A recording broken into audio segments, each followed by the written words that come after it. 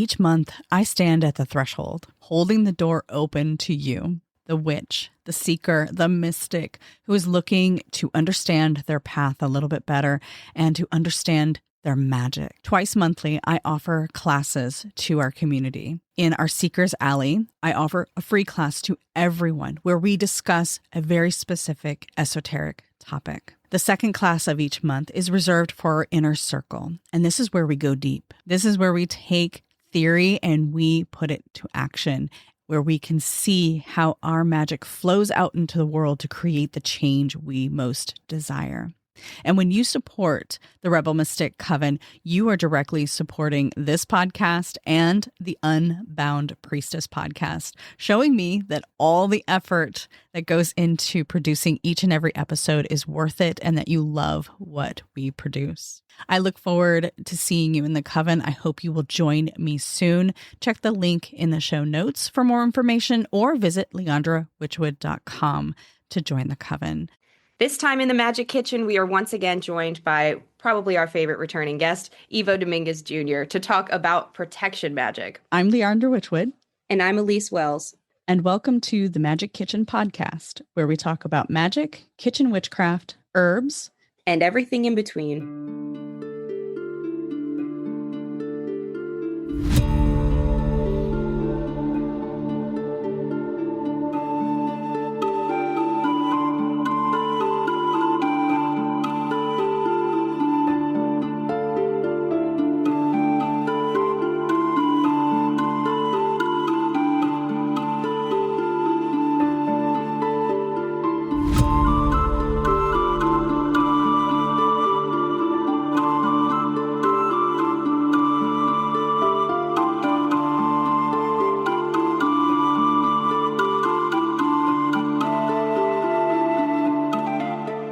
Ivo Dominguez Jr. has been active in Wicca and in the pagan community since 1978. He is an elder of the Assembly of the Sacred Wheel, and he has taught at many gatherings and conferences and is on the board and has been on the board of several as well.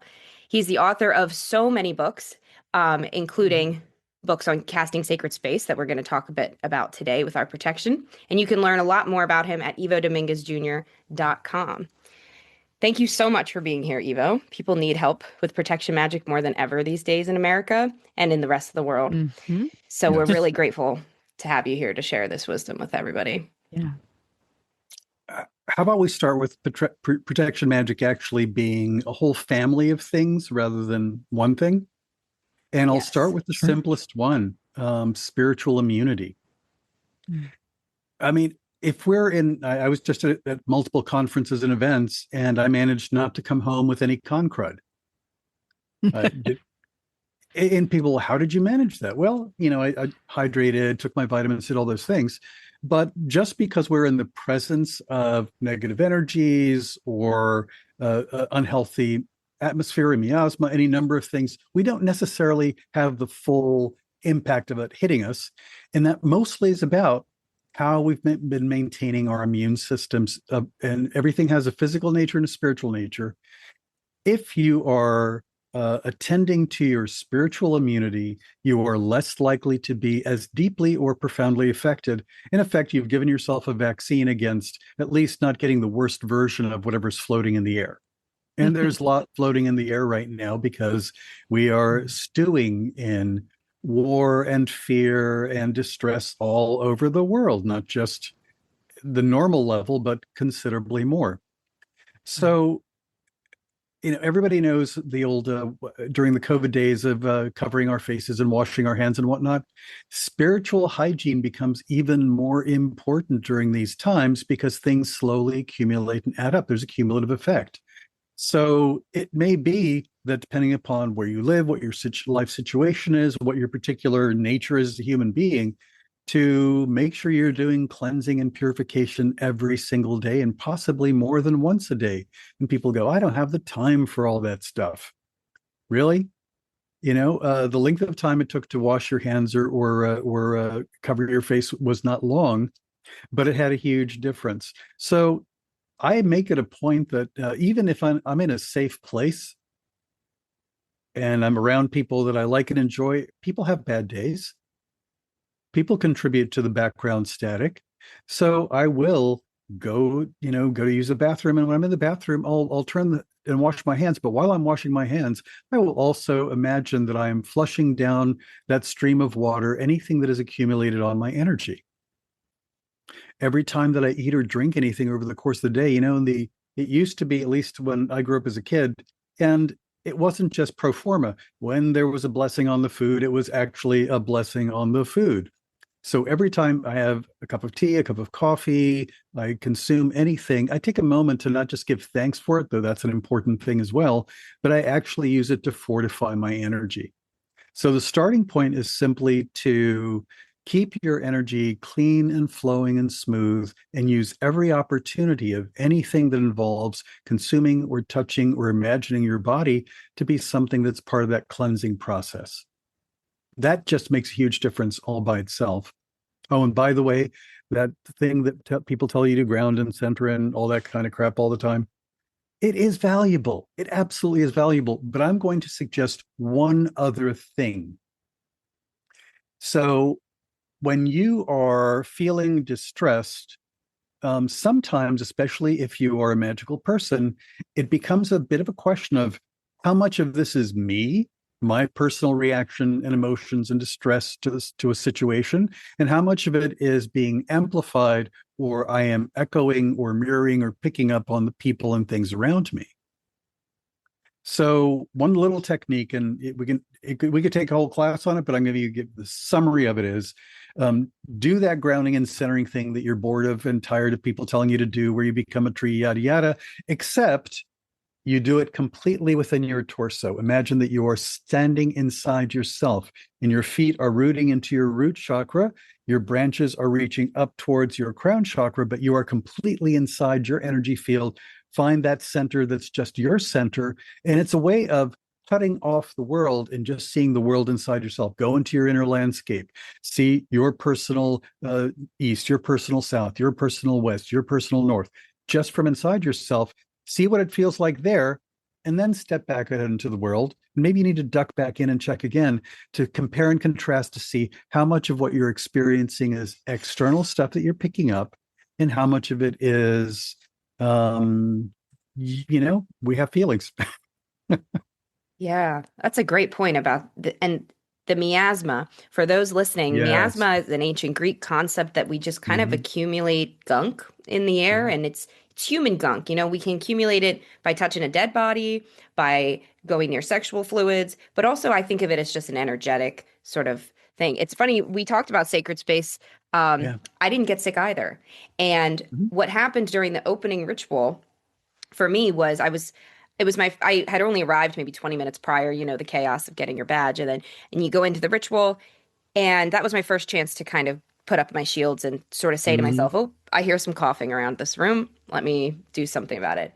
And when I sort of did that shielding experience, I actually had this little like white on one end, orange on the other, like electric zappy bug zapper kind of come out.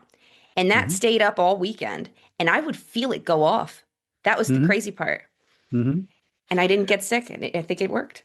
I think that kind of thing works, and depending upon what works for each individual, you can visualize it or experience it different ways. But it's asking for your energy bodies to be on alert to maintain a balance. I will say that one of the things at that particular event, and I'm going to encourage everybody to do this at home, at work, at events, if possible, is at that conference, before the conference started, we did work to clean the energy of the space and to put up some protection. But every single day, each of the rooms that was used for meetings or rituals, there was a bell. At least one person, sometimes two or three people, would go from room to room with a bell and toning and basically cleansing the energy. Not because there were bad people and bad things going on, but frankly, just having that many human beings focused and visualizing and moving energy in one spot is going to generate a lot of stuff, which can have some negative impacts on people and things. The other bit I'm going to say is, we forget. Like I remember recently, Jim and I looked at each other and looked at the dogs because they were acting a little bit weird, and they're a good indicator as well of what's the energy in the room like, right? And I said, well, you know what? we have good words. We do a lot of work, but you know what? Let's go from room to room in the house. And we cranked out the charcoal and our favorite blend of resins, and we went from room to room and just lightened the energy of the whole house. And that may not be an option where you live, but I bet you that there's something you can do. At the hotel, we were using bells because we couldn't do the incense thing. We also had to have a short conversation with the staff at one point, because they were like, oh, no, and they were like showing up with a vacuum machine to vacuum and clean up because they were worried that they weren't doing their job properly. And we said, no, the reason that there are these little piles of powders and herbs at the corners of the room is because we put them there. Please leave them. Oh, I love that. Since we can't do open flame and a bunch of other things in this space, this is the next best thing that we can do. But the thing is, don't forget to refresh everything that you have, because honestly, even if you protect your house really well, or your apartment or your office cubicle or your whatever space it is that you're occupying, there is such a thing as overdoing it. You know what I mean by houses that are sick or make people sick, and it's not because the house is bad, but because it is so tight that there's not adequate air exchange between inside and outside. Yeah, I know what you mean. Yeah, you can also overdo it with the protection to the point that you are no longer having enough in and out flow from the universe that you actually need to stay healthy. It's funny because when I think of miasma protection, I think of the Victorians and the way they would have those huge, their beds were covered in those drapes. Everything was rooms, draped.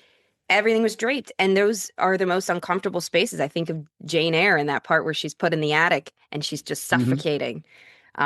We did talk about that in one of our Protection Magic episodes in this series, about how you don't want to overdo it. Know what your goal is. Do you want some energy to come through? Like, I do want new students to find me. I want people to find my books. So I don't ever use, now in my life, I don't use obsidian and onyx and all of these more direct kind of walls up. I use, like today, I've got pink tourmaline on because I want to be protected, but I want love to make it through.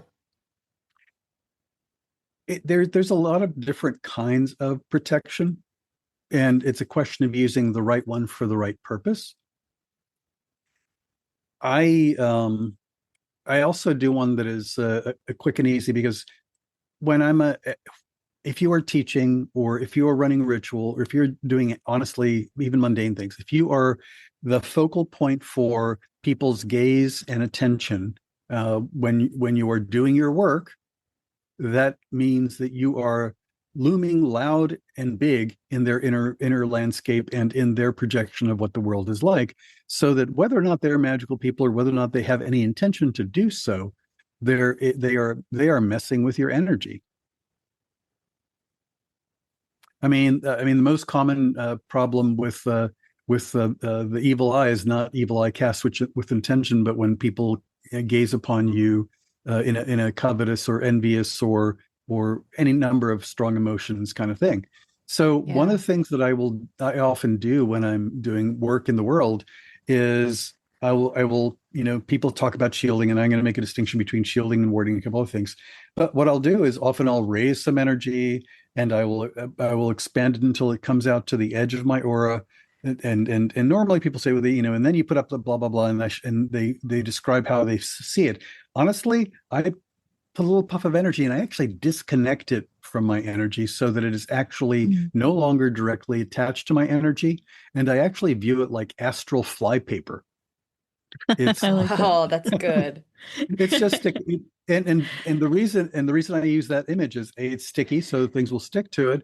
And then periodically over the course of the day or hour, I'll basically just pull it off and discard it down into the earth, let it dissolve, and then I'll just create a new layer of protection. So it's ablative protection. It's protection that is meant to be discarded rather than being absorb, or reflect, because eventually that reverberates back into you, even if it's a good solid mirror or wall or whatever it is you're using.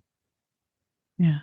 And I like that you said using the right tool for the job, because I find that a lot of my students, especially, they'll find one thing, I'll use sage as an example, which I don't use sage to cleanse at all. I don't usually. No, and in my tradition, we're taught to use the herb that will offend the energy. And that one's sometimes a hard thing to decide on, because how do you know? How do you know that that herb is going to offend that energy? So you kind of try it out. Oh, is it a resin? Is it rosemary this time? Is it mugwort? And I think that's where a lot of people get hung up and confused is, well, I'm only supposed to use this, or I'm only supposed to do it that way. And I think there's just what you're demonstrating is such a great plethora of different methods and different ideologies and different resources we have available. And you may find, the reason I mostly don't use sage, there's a time and place for it, is that frankly, it irritates my eyes and sinuses really badly. Yeah. Which is actually something to consider about. Oh, this is the perfect thing. Well, it may not be perfect for you. For you, yeah. And the other thing is, I'm very careful about where I source it. Like right now, I've got a bunch of a tray of seedlings to start some white sage for this year, so that I grow my own. But when I had a shop, my white sage actually was sourced from indigenous folks that grew it on the res. So it's a question of where is it coming from as well, makes a difference with a lot of the materials. I will say that if you are there's the other one that bothers me or causes me concern sometimes is I have a lot of people in my life who have strong connections to particular spirits or divine beings, gods and goddesses, fill in the blank for whatever it is. And they said, well, they've got my back. It's like, that's not good enough. Yeah, 100%. That's not good enough. They are not micromanaging your life. They are not hovering every second of every day. But I said, if you actually intend for them to be of help, let's say you're going to be doing something that you think is risky or you're concerned about, get their attention first, make offerings first. And I always do this.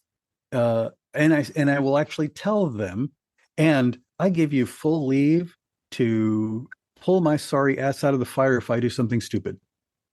I mean, because I believe that the ones that are truly on our side and care about humanity and us as individuals, care about our autonomy and care about our agency. So if I don't give them full permission to do what's needful to protect me, then they may hold back because, well, they have to learn.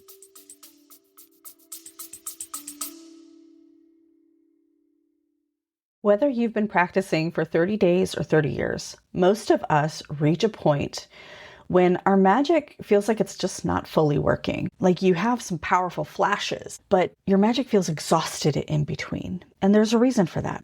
It's not because you're doing it wrong, but you might be doing it from an incomplete foundation.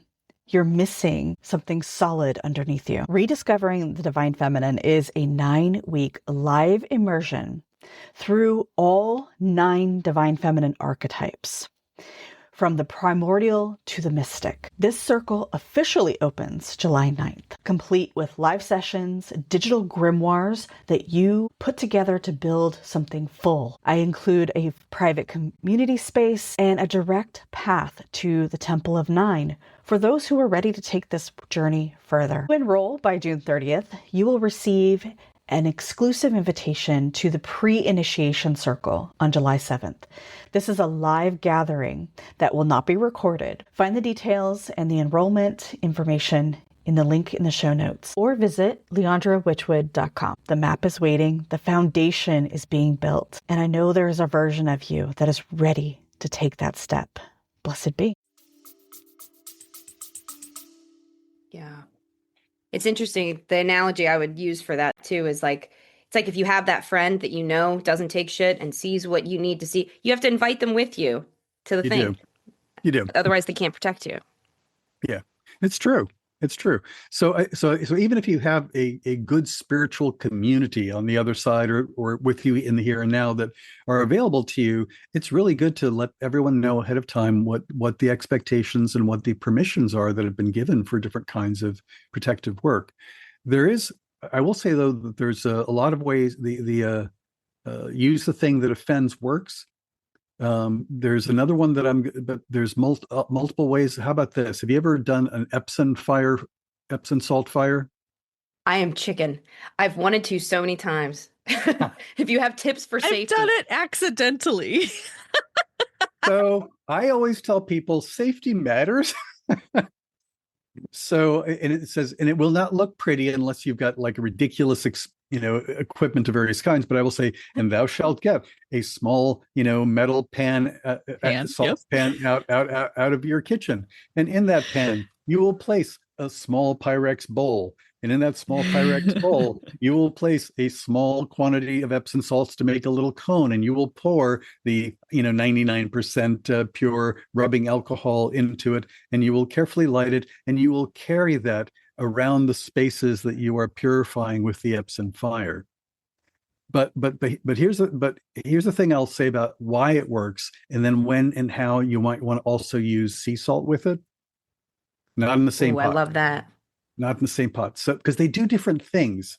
The salts have quite amazing powers, but Epsom salt is a magnesium sulfate. Okay, so it's magnesium is the magic metal there. And have you ever seen magnesium burn in flares or thermite reactions or any number of things like that? Thermite, yes, I saw that on Breaking Bad. Okay, there you go. I figured somewhere there would be.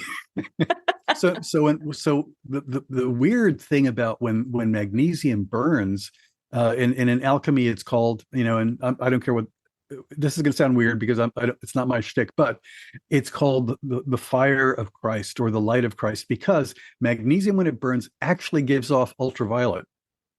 So it's almost like portable sunlight. Yeah. Useful cool, for your useful with your next encounter with certain other world beings that don't like sunlight or ultraviolet. But right. But when you energize Epsom salt by the heat from the fire there, what it does is it generates a energy that basically saps the energy out of the layer just above the physical. It drains the energy so that it doesn't make the critters go away that you want to be gone, but a lot of them will flee because you're basically sucked all the oxygen out of the room. There's less and less and less energy available for them to grab, and you're not keeling over because human beings, consume astral and etheric energy at at a moderate pace compared to beings that's what they are. Salt works best at the physical plane, which is why it's used in cleansing and banishing things here. But if you've got both, you've basically locked the portal to the physical plane and locked the portal to the astral plane. So you're giving yourself it is a useful thing for cleansing. But what I'll often do is I'll use that as a 1-2 punch, because sometimes things are hard to remove, and that gives you another opportunity. But you do have to be careful. It's, fire is dangerous, and rubbing alcohol. The only good thing about it is it burns fast. It does burn fast, yeah. It's interesting. I just made a connection to something that happened probably 12 or 13 years ago.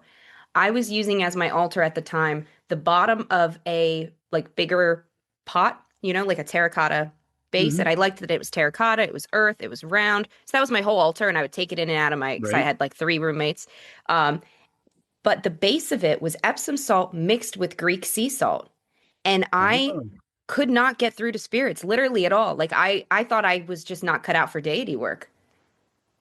Well, you had a nice lead adamantium plate there from their perspective. That is so wild. In my head, I was so new to some of this stuff. I wasn't even sure I wanted to work with deities yet. So I really just took it as a sign that I wasn't supposed to work with deities. But sure enough, I stopped that practice, a year later. And that was pretty much exactly when I started my work with Inanna. So that's a crazy brain blast for me to realize. Though I will say that with Epsom salt knows how to do it well, and it does it well, but it has a narrow range of function, whereas sea salt will do a lot of different things depending upon what you combine it with or what you ask it to do. What are your thoughts on casting the salt circle? Because I feel like it's fallen out of practice. And part of that is, I think, logic. We just can't do it. But what are your thoughts? Part of it's the practicality. There are very few people that have a space where that's a safe or doable thing to do. I have our entire first floor of our place is tile because we live in the woods, we have dogs, and we also do enough outdoorsy things and people tromping through the house that carpets just weren't a good idea. So that when we drop stuff on the floor, whether it's ashes or salt or whatever, it's not that big a deal to sweep it up. But it becomes problematic if you have carpets and or hardwood floors. It also becomes problematic if you do it outside because the salt is not good for the life of the soil. Unless you're in Carthage, I guess. Yeah. But I would say that, but it absolutely does work. But there's other ways of doing it. Have you ever heard my story about my friend who's sensitive to ghosts who called me up in the middle of the night because he was terrified in his room in New Orleans? No, we got to hear this one. Yeah. You got to hear it. Very simple. So I have a friend who's very sensitive, but not really completely part of our community, even though they have experiences. It's like, it would really behoove you to get some training because those friends are hard sometimes. You're like, you're so close. Things are going to continue to happen to you. Right. So they're in New Orleans, and New Orleans is, they're more dead people per square foot, especially if you're staying in the quarter, which he was. And their room was full of ghosties. It's like, you chose a hotel that's known for this. It's an experience. It's an experience, but they're knitters. So I said, okay. So tell me what you got. And they said, well, I've got. And I said, so they had yarn because they knit all the time. It's their stress and soothing thing. And I said, do you have any packets of salt that you can grab, or did you have some left? So he had salt and he had yarn. And I said, okay, I want you to get the yarn and make a loop of yarn big enough to drop around your entire bed. I want you to fill the glass with salt and water, and I want you to shove the yarn into it. And I want you to then put your hands around that glass full of salt water and yarn. And I want you to pray to whatever makes sense to you. And imagine that you're pouring energy into it and blessings and protection, yada, yada. And then take it out and drop the loop around the bed. And you can jump in and you'll be safe in your little blanket fortress for the night. And they were, but it eventually evolved into, I have more elaborate versions, but I used to give as gifts to people a little pouch with a long bit of yarn that's been tied into a loop that I have put, salt water into, and I've rubbed it with, different kinds of oils and herbs and whatnot as just a portable ward. And the other bit was this person it was New Orleans, so they had also been drinking. So the problem is, if you are tired or if you have had one or two beverages, even if you are normally a fairly competent person, you'll be less capable of doing protection. So it's nice to have things that can manage giving you a little safe corner when you are not at your best for whatever reason. And it didn't take a whole lot of ingredients. And worst case scenario, I was going to send him downstairs to the desk and ask for a packet of salt there. And one way or another, we would have worked out a way to protect their space and also not cause the hotel to charge him money when it was time to clean the room, because he could just roll up that little ball, that yarn into a little ball and tuck it in his luggage again. I love this because it's so simple. Like, people really, I think, they get so consumery about some of the stuff, and it just isn't. You don't need to have Fort Knox level protection unless you are doing something that is going to attract that kind of attention. Right. Right. I mean, it depends. I mean, if you are doing something that is, for example, if you are, I don't think you need to go too far in your friend list before you run into people that are attempting to do something against the spiritual evil that's going on in the world around us right now. And sometimes people focus on it as an amorphous thing, and sometimes they aim their efforts at particular individuals or organizations. And I'll leave it without any further details in that regard. The problem is that when you do that, you also attract the attention of those spirits and beings and things that are on the other side of this particular question. So if you are doing something that's going to attract certain kinds of attention, then it is prudent to add more layers of protection.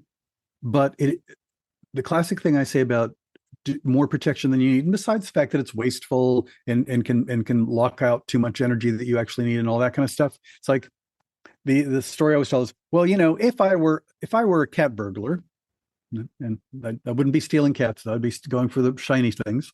And I was casing a neighborhood. I'm pretty sure that if a house looks like it has all the signs and says that it has a ridiculous security system, that's the one that I want to rob because they have stuff worth taking. So if you are a spiritual being on the other side, it's like, check this out. What is behind that boundary? If you make it more, if you're already if you know that you're in for a struggle because that's what you're choosing in that moment, you need to have that Fort Knox wall around you and all the lights and bells and automated laser beams. But if you are just trying to protect yourself and your home, then you might actually be inviting trouble by overprotecting. It's also, maybe this is different, but it's a similar concept that it's like you might feel like you need a doomsday prep bunker and all this stuff, but do you really want to go to bed every night in that? I don't want to sleep in a panic room. Exactly. Yeah, exactly. Sleeping in a panic room. Yeah, that's the great analogy. Yeah, I only want to, unless I'm trying to escape out of it and I've paid good money to be entertained, I don't. Exactly. Otherwise, it's but it needs to be entertaining. It needs to be entertaining, and I need to be with my friends, and it's a problem-solving thing, not a gee, I hope that everything I put up around me is going to protect me, because it's, you are attracting trouble when you approach it that particular way. It's also exhausting. True. Yeah. And sometimes you just need to block out the one thing. So, have you ever had like the sun glaring straight through the windshield or in some other window, and you kind of like have to hold up your hand to block it out enough so that you can actually see and continue about your business? All right. Sometimes the only shield you need is one big enough to block out the glare, not everything. So like if there's like a place where the energy is coming from that's poking at you, or a individual, or a place that feels wrong, then I may just put up just enough of a shield to block the thing and have the shield float to continue to block the thing. And then I'm still fully present in the flow of what's in the room and people and things, but I can see through. The glare is not in my eyes. In the same way that some people that have tinnitus or tinnitus, whichever way you prefer to say it, will use particular sounds to mask or reduce the impact of the ringing in their ears. So think of it as being a selective protection, not a all-encompassing. Yeah, that's beautiful. That's very helpful. I wanted to ask you as well, because I know, like you've said before, you don't have a devotional bone in your body. But I have a lot of friends. Yes, but you have a lot of friends. So how important is it to, when we're protecting ourselves, to invite other spirits, to let our spirit team know? Do we need to, where's your take on that? So, the whole, for people who haven't heard, the deal is that I don't feel devotional. However, I offer respect, I offer honor. From the outside, it looks like I'm being really devotional. But it's more like, oh, this is the same thing I would do if they were a honored professor at a university that I was at. Right. This is the same way that I would not feel, necessarily reverence. Yep. Yeah. That basic courtesy. I'm not bending the knee. It's a different kind of internal headspace. It's still positive. It's still powerful emotion. So it works in that regard of being currency, but it's a different headspace. But as a result, I think of it as like, well, who would I invite if I'm going to do something? So I often ask for help if I'm going to be doing divination that I'm a little concerned about getting it right, or if I'm going to be doing healing work, or I've only done it, like half a dozen times, but there have been times when I've had a serious situation in being the primary or an assistant in removing something unwholesome that has been attached to someone. And in that case, it's the same scenario that you would have if you were a medical team or a trauma team. You would want to make sure you had all the people in the room that knew how to do the stuff. And some of them don't have bodies. So I will invite them. And more importantly, if I'm going to work with people and they work with particular gods, goddesses, divine beings, pantheons that I don't work with very often, if I have notice, I will start a day, a week, a month ahead of time and say, hey, I'm going to be working with your people. I'm coming as a friend and ally. Here, have an offering as a show of good faith that I'm going to show up to do the good work. So that I will, in the same way that if you were going to be invited to an important person's home, you'd want and you're being brought along as a plus one. You'd want to make sure that, did you make sure it was okay for them to have me there? So I think that if you imagine all of these beings as being important people and having requirements for their safety and for their sanity as well, because they get tugged on by a lot of things, it's not that hard to figure out how to do it in a way that will work with whatever your internal emotional structure is around this. And if they're not people you work with regularly, then it's even more important to do the politeness thing. They don't know you. I will sometimes ask for spirits or beings that know me well to approach and vouch for me, or offer can you introduce me? Can you vouch for me that, if I say something, I'm actually going to do it?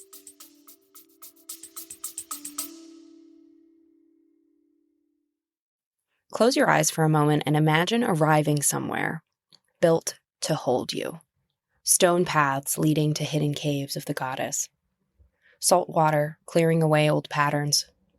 Long tables of food and friendship shared beside a sunset. Temples of the old gods, alive in and around you. You are invited to join me in Greece on an in-person pilgrimage through ancient temples and landscapes where women once gathered to grieve, rest, and remember themselves. We travel to the Temple of Artemis, Hecate's cave at Elyse. We swim inside a temple of Hera and enter a hidden goddess cave and sacred sites to Aphrodite and Medusa. Our days are shaped by land, water, and ritual. Our nights are spent at a private villa with expansive views, a private pool, deep rest, and exceptional food prepared with care. This retreat is for women and non-binary seekers carrying exhaustion, grief, or a long history of holding it together. Join us at ElyseWells.com/feminine wound, where spots still remain. The land can hold it. Come to Greece and answer that call to heal. I like that idea. That's a really great idea. I think too often we separate those spirits as monoliths which is just a monotheistic holdover in our psyche, perhaps. It is. I think it is. It is because they may not work with each other every day, so to speak. They may not spend a whole lot of time with each other, but they are aware of each other's presences. Yeah. And to that end too, I've never experienced jealousy between spirits. Like even the ones that are mythologically perhaps adverse to each other, I never have actually experienced that. Yeah. Same here. Yeah. I actually think that much of what counts as jealousy or quick-temperedness, or there's a lot of things that, I'm not saying that there aren't some beings that are more chill and others that are more intense than others, because they are. Sure. But I think a lot of it is simply human projection of their needs, and also, how do I put this?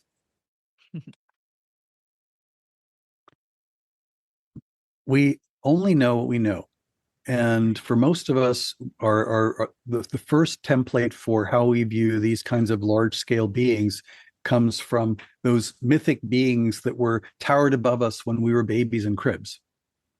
Our entire experience of being raised by parents or parent, whatever you had, is and having family around you. Those dynamics imprint and provide the template that we often use when we start creating these. And if somebody has, in my family, appearances mattered a lot, and family honor mattered a lot. So I grew up with that kind of stuff, and I had to, challenge very strongly bits of it as I separated out and moved on and had my own life, because their way of viewing the world was not the world. And I'm going to assume that most of these beings, I will say that there is a difference between if somebody has made a particular contract or pledge to be a clergy of a particular thing, then there may be agreements that have been made and can't be transgressed upon. But that's very different than, the old phrase, the mysteries protect themselves. But basically, you can read about something, but unless you actually experience it, you don't actually get it. Yes. I can't imagine, and actually, I'm being flip about it, but I'm not. I won't offer anything to a being that is less emotionally mature than me. Yeah, that's a great rule. If they're supposed to be this, it's why I have a problem with depictions of some gods or goddesses, which has them being so jealous and so petty and so everything. It's like, I mean, I'm sure that from a human perspective, certain things don't make sense, but I think that's mostly us. Yeah, it's funny you say that, because I don't want to disparage people who come to the gods from these places, but Right. I never, I prayed to Apollo as a little girl. I met the gods in their land. I have that privilege backing this up. But I would get very offended when I tried to read Percy Jackson. I really disliked it. And then when I was older, Lore Olympus was a popular webtoon. Yeah. It like triggers me. Sometimes I'll like look up, I'll be, looking up art to use for something like digital art, and I'll find like something that's like just too cheeky or too, and I'm like, this isn't reverent enough for me. This isn't who they are to me. And I think that the question then is the kind of energy that's involved. Yeah. Because and knowing that that's the way you react, then you have to choose to do things differently. For example, have I told you the plastic purple bowl filled with potato chip story? I heard it at Sacred Space, but it's a good one right. if you don't mind saying it again. Very short version is I was asked to help at a ritual at a conference I was attending. And, if I'm available, sure, I'll help at a ritual. I love rituals. And unfortunately, they were a little bit, too quick and easy, and didn't take into consideration that they wanted me to use as an offering bowl and they handed me the bowl, and it was a plastic bowl. It was purple.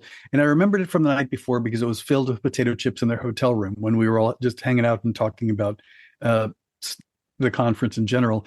And I said, I think I have something that I'd rather use instead. So I ran down to the vendor's room and bought a nice little ceramic bowl that I could use for that ritual, because I knew it was going to be impossible for me to separate how I was feeling about it. This was a casually used object last night, and this will make even eat a little bit more. In that particular ritual, I was supposed to be holding the offering bowl for offerings to Thoth Hermes.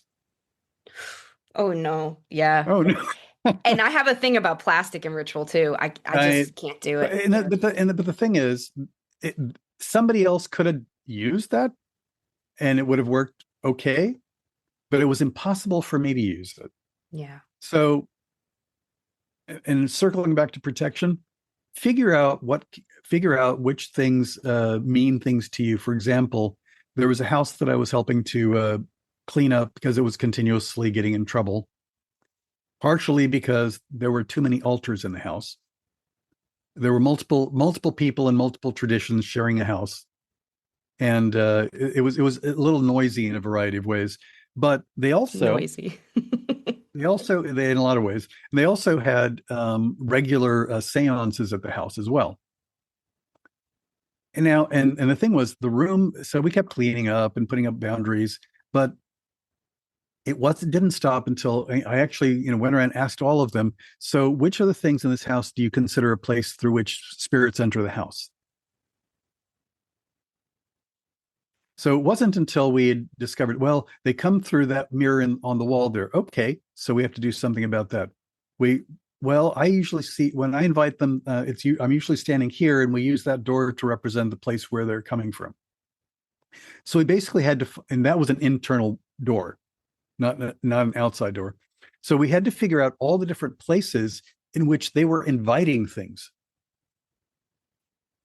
And and then come up with an appropriate warding, gatekeeping for each of the spaces. And the one that made me just cackle when we discovered it was because we actually had to go to where the fiber optic cable came through the wall that provided internet for the house, because there was a lot of online rituals that were being done as well. So they had, you know what I'm saying? And it's like, Yes. And it's like, well, technically the Wi-Fi is what they were using, but that's where it entered to connect to the router. So that's the place that was the place where the magic could be locked in to do something. So sometimes you have to figure out what is going on in people's heads to figure out how to make a space safe. And that's an interesting point too. Like, where do you do this? That's where, because everything I do magically is in this space. My communication on podcasts, the rituals I do, coven rituals. So this is where I focus, my heavier protections. I have so many little wards all over the place in this room. Yeah. To keep it here. I think that going full circle with, we were talking about houses and situations and also spiritual immunity. Please make sure that if you're going to be warding a house, you begin the process with a cleansing and house blessing before you put up the walls. Yeah. I mean, it's easier to make a safe, comfortable place, and duty cycle. How often do you have to refresh things? Right. Well, thank you so much for being here. Do you have any final thoughts you'd want to share with us on protection or otherwise? Don't underestimate the power of belief, of ownership, and claiming spaces, whether it's your desk at your workplace or whatever. The reason there's that old thing about the vampire can't enter until they're invited, it's mostly crap. But here's the part that's real. We're mammals, we're designed to think this way, feel this way. If we claim something as our space, over time there is an energy and a boundary that builds up attached to that, whether that's your bedroom or your desk or your altar. So make sure that you make that intentional, not just something that accumulates slowly over time. And that has, and it's the right to kick a spirit out of your house is only there if you've claimed it as your space. Otherwise, it's in the common. Yeah, absolutely. I had to do that when we first moved into this house, and it works. Your authority is your authority. You have it. Your authority. But only after you've licked it and said it's mine. The proverbial candy bar. Right. Thank you so much for joining us. I so appreciate you jumping in and teaching us and guiding us on our journey to protecting ourselves and not being delusional in the practice. But it makes a difference. It really does. Yeah. It does. And do you have any books or projects or anything coming up in 2026 or even early 2027 that you want to tell everybody about? I don't know. I currently am working on 3 manuscripts at the same time. Wow. Oh, wow. I relate. And I'm actually waiting back from emails from some publishers about, because I actually wrote 6 proposals. And 3 of them I've got a good chunk written. The other 3 are just ideas, but I don't get excited about anything until somebody gives me a deadline. So that's kind of Ooh, nice. That's valid. I like it. So. That's exciting. Awesome. Well, keep us posted as these come out and you want to promote. We will have you back on any and every time. Awesome. Yeah, absolutely. Thank you. And you can learn more, everybody, at ivodominguezjr.com or on Instagram, etc. at Ivo. Right? Is it all Ivo Dominguez Jr.? Oh yeah, it's easy. Yeah. I have a uncommon name. I might as well use it as an anchor point. Yep, absolutely. Yeah. Merry meet, Merry part, and merry meet again. Thank you for joining us on the Magick Kitchen Podcast. Please visit my website, leandrawitchwood.com, for news, information, and more episodes. I'm Elyse Wells. You can learn more about my current offerings and my upcoming retreats to Greece at ElyseWells.com. That's ELYSEWELLES.com. Did you know you can get a free reading from me every single Wednesday at 10 a.m.? Join me in my live devotional space for Sacred Wild Wednesdays. We gather live on a webinar for free readings with oracle texts and tarot decks, magical musings on the moment, and some grounded spiritual guidance rooted in land. If you're craving a pause, a recalibration, and some community, you are so warmly invited to join us. Visit ElyseWells.com/sacredwildwednesdays to register and get the link straight to your inbox every Wednesday.